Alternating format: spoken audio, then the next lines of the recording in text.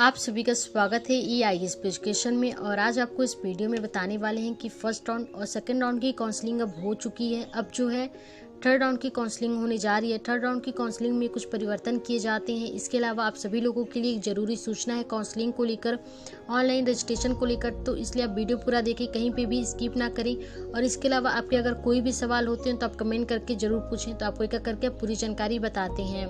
तो देखिए, third round की जो काउंसलिंग है वो 14 तारीख से शुरू होने जा रही है, यानी 14 से लेकर 16 तक सिर्फ 2 दिन का आपको मौका दिया गया है आपको अपनी ऑनलाइन रजिस्ट्रेशन करवाने के लिए। इसके बाद चॉइस फिलिंग और जो लॉगिंग होती है वो अपने फॉर्म भरने के बाद आप तुरंत कर सकते हैं। इसके अलावा जो रिजल्ट हैं वो 17 को जारी किए जाएंगे। और यहाँ पे जो परिवर्तन हुए हैं थर्ड राउंड की जो काउंसलिंग में, जैसे कि हमने आपको पहले ही कहा कि अब यहाँ पे आपको फ्रीज और फ्लूट का जो ऑप्शन मिलता है वो अब नहीं मिलेगा। फ्रीज का मतलब क्या होता है कि यहाँ पे आपको जो भी कॉलेज दे दिया गया, आपको जो भी ट्रेड दे दिया गया, आप उससे सहमत हैं और आपसे को जाकर अपने डॉक्यूमेंट को वेरिफिकेशन करवाना है। लेकिन अगर आप इससे पहले की काउंसलिंग देखें, अगर फर्स्ट काउंसलिंग देखें, सेकंड काउंसलिंग देखें, तो वहाँ पे फ्रीज और फ्लोट का ऑप्शन मिलता है। फ्लोट यानी कि अगर आप सहमत नहीं है, आपको जो कॉलेज मिला है तो आपको फ्लोट करना है। फ्रीज का मतलब होता है कि आप उससे सहमत हैं तो आप फ्रीज कर दें। लेकिन यहाँ पे थर्ड राउंड की काउंसलिंग में क्या होता है कि यहाँ पे फ्लोट का ऑप्शन नहीं दिया जाता है, वहाँ पे ऑटोमेटिकली फ्रीज माना जाता है। और आपको जो भी कॉलेज दिया गया है आप वहाँ पे जाएं, जहाँ पे भी आपने अपने डॉक्यूमेंट वेरिफिकेशन के लिए जो सेंटर चुना है वहाँ पे जाके आपको डॉक्यूमेंट वेरिफिकेशन करवाना होता है। आपकी कॉलेज की जो पूरी फीस है आपको वो जमा करनी होती है। तो इस तरह से आपके जो होते हैं काउंसलिंग को लेकर पूरी प्रक्रिया यहाँ पे होने वाली है। अगर आप फर्स्ट राउंड की अगर काउंसलिंग देखें तो यहाँ पे लगभग 5 दिन का टाइम दिया गया था ऑनलाइन रजिस्ट्रेशन करवाने के लिए। इसके अलावा जो कि अगर सेकेंड राउंड की काउंसलिंग देखें तो यहाँ पे भी 4 दिन का वक्त दिया गया था काउंसलिंग करवाने को लेकर। लेकिन यहाँ पे जो कि थर्ड राउंड की काउंसलिंग है यहाँ पे सिर्फ 2 दिन का वक्त दिया गया है। इसके अलावा जो कि अगर चौथी चरण की अगर काउंसलिंग की बात की जाए तो वहाँ पे सिर्फ 1 दिन का वक्त दिया गया है। तो इस तरह से अब जो काउंसलिंग की जो रजिस्ट्रेशन को लेकर जो डेट है वो कम कर दिया गया है। बहुत सारे ऐसे छात्र हैं जो कि गांव पे रहते हैं, कहीं पे इंटरनेट अच्छी नहीं आ रही है, जिसकी वजह से वो अपने फ़ोन से ऑनलाइन रजिस्ट्रेशन नहीं कर पा रहे हैं। आपको पूरी वीडियो बनाकर बताई गई है कि आपको किस तरह से ऑनलाइन रजिस्ट्रेशन करना है। आप अपने लैपटॉप से कर सकते हैं, अपने मोबाइल से ऑनलाइन रजिस्ट्रेशन कर सकते हैं, चॉइस फिलिंग किस तरह से करनी है, तो इन सभी को लेकर पूरी वीडियो बनाई गई है। लेकिन अभी बहुत सारे ऐसे छात्र हैं जो कि अपने ऑनलाइन रजिस्ट्रेशन नहीं करवा पा रहे हैं, जिसके कारण उनकी जो काउंसलिंग है वो उसमें भाग नहीं ले पा रहे हैं। उनके बार बार वो काउंसलिंग एक बीतते जा रही है और वो काउंसलिंग में भाग नहीं ले पा रहे हैं। इसलिए हमारी टीम की ओर से ये सोचा गया है, ये व्यवस्था की गई है कि आप सभी लोगों की ऑनलाइन जो रजिस्ट्रेशन है वो हमारे द्वारा किया जाएगा। यानी आपको पूरी जानकारी हमें बतानी होगी। जो जी रजिस्ट्रेशन में जो पूरी जानकारी जो मांगी जाती है आपको वो सारी जानकारियां हमें देनी होगी। आपको व्हाट्सएप नंबर मिल जाएगा, आपको ईमेल मिल जाएगा।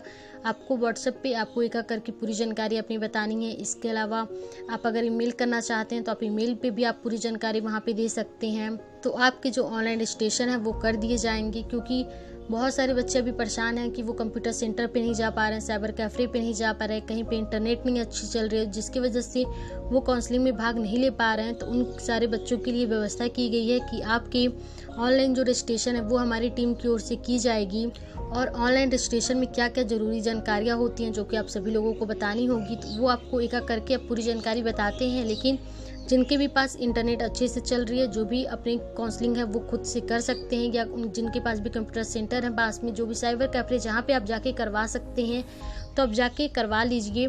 आपके लिए जो अहम जानकारी यही है कि आपको सिर्फ 2 दिन का वक्त दिया गया है। आपकी जो रिजल्ट है वो 17 को जारी हो जाएंगे। और इस बार फ्लोट का ऑप्शन नहीं दिया गया है।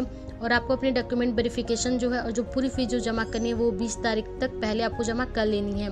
तो अब जिनको भी ऑनलाइन रजिस्ट्रेशन करवाना है हमारी टीम के द्वारा, तो वो आपको आगे की पूरी जानकारी आपको बताते हैं। तो ऑनलाइन काउंसलिंग करवाते समय, रजिस्ट्रेशन करते समय छात्रों से जो सवाल पूछे जाते हैं, तो सबसे पहले जब काउंसलिंग के लिए आप उसके ऑफिशियल वेबसाइट जब लिंक एक्टिवेट हो जाती है उसके बाद आपको क्लिक करना होता है, जहाँ पे जो पहले रजिस्ट्रेशन कर लेते हैं उन्हें यहाँ पे roll number, password, security pin देने के बाद यहाँ से वो चॉइस फिलिंग कर लेते हैं। लेकिन जो कैंडिडेट पहली बार जा रहे हैं तो उन्हें सबसे पहले रजिस्ट्रेशन करना होता है। रजिस्ट्रेशन करने के बाद उनके जो पासवर्ड होते हैं वो हो जाते हैं और वो इसके बाद से चॉइस फिलिंग कर सकते हैं। तो सबसे पहले आपको, अगर आप न्यू कैंडिडेट हैं तो आपको रजिस्ट्रेशन करना होता है।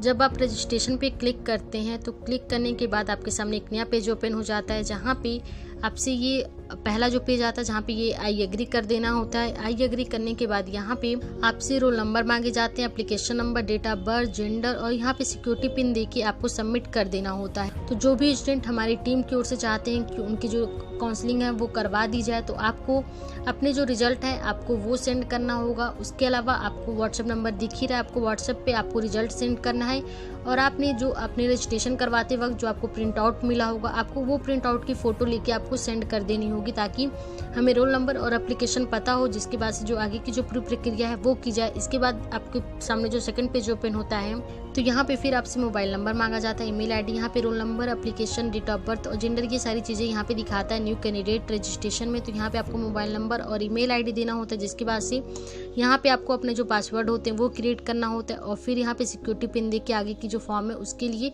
आपके सामने एक नया पेज ओपन होता है। तो ये जो है एक रजिस्ट्रेशन पेज होता है जहाँ पे आपको अपना जो पासवर्ड होता है वो क्रिएट करना होता है। तो आप मोबाइल नंबर और ईमेल आईडी वही सेंड करें जो आपने फॉर्म भरते समय दिया है, क्योंकि जब फाइनली जब सबमिट होता है तो आपके फ़ोन पे मैसेज आता है, जब रजिस्ट्रेशन हो जाता है तो अब नया फॉर्म ओपन होता है, जिसमें कि पहला जो होता है उसमें आपको एप्लीकेशन फॉर्म देना होता है, फिर कंटेंट डिटेल देना होता है।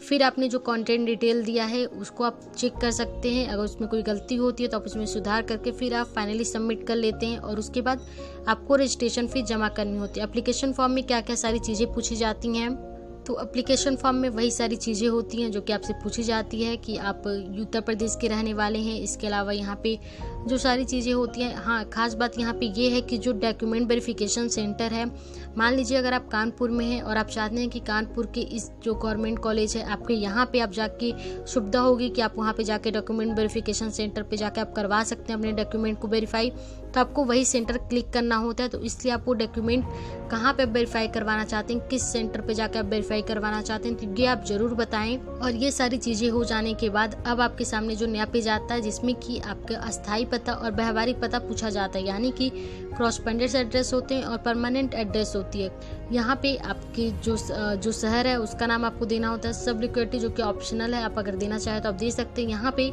आप को अपने जो लोकेलिटी है, कोई सिटी है, टाउन है, विलेज है, तो आपको वहाँ पे वो बताना होता है। इसके अलावा यहाँ पे आपको पिन कोड देना होता है। अगर आपका अस्थायी पता व्यवहारिक पता एक ही है तो आपको सिर्फ एक ही सेंड करना है, अगर आपका अलग अलग होता है तो आप अलग अलग सेंड करें। आपको डिस्क्रिप्शन में सारी चीज़ें मिल जाएंगी कि आपको व्हाट्सअप करते समय या फिर ईमेल करते समय आपको कौन कौन सी ज़रूरी जानकारियाँ जो कि आपको सेंड करनी है। इसके अलावा आप अपना रिजल्ट और जो आपने प्रिंट आउट जब आपने फॉर्म भरा था पॉलिटेक्निक का, जब आपने फॉर्म भरा था तो वो जो रजिस्ट्रेशन का जो प्रिंट आउट होता है आप उसकी फ़ोटो सेंड कर दें। अगर उसमें सारी जानकारियाँ होती हैं तो आपको भेजने की ज़रूरत नहीं होगी, लेकिन अगर उसमें सारी जानकारियाँ नहीं है, आप सिर्फ रिजल्ट सेंड करते हैं, तो आपको ये सारी जानकारियाँ आपको हमें बतानी होगी। आप अपना जब एप्लीकेशन फॉर्म भर लेते हैं, कंटेंट डिटेल दे देते हैं, उसके बाद से वो फाइनली सबमिट हो जाता है।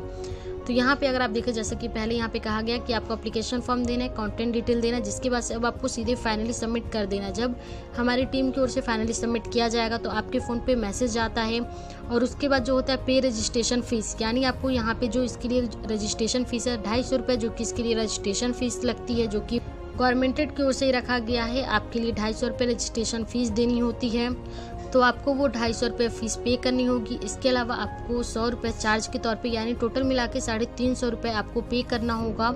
जिसके बाद से आपका जो फॉर्म है वो फाइनली सबमिट हो जाएगा। तो आपको सारी जानकारियाँ और 350 रुपये आपको किस तरह से पेमेंट करना है वो आपको व्हाट्सएप पे आप ईमेल करें, आपको वहाँ पे पूरी जानकारी बता दी जाएगी। इस तरह से यहाँ पे आपकी फाइनली सबमिट हो जाती है। जब यहाँ पे आप रजिस्ट्रेशन फ़ीस जमा कर देते हैं उसके बाद से आपको चॉइस फिलिंग का ऑप्शन मिलता है।